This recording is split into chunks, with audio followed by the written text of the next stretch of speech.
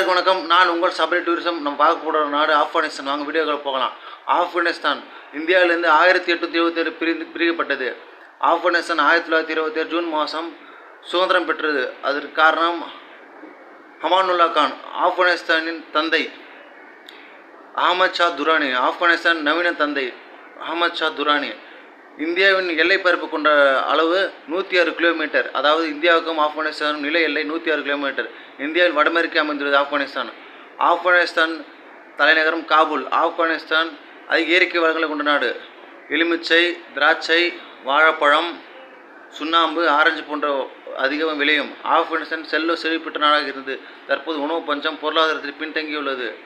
ஆப்கானிஸ்தான் கிரிக்கெட்டில் மிக பலமான நாடு. தற்போது ஆஸ்திரேலியா வீழ்த்தி, வங்கதேசத்தை வீழ்த்தி செமிஃபைனலுக்கு முன்னேறியுள்ளது.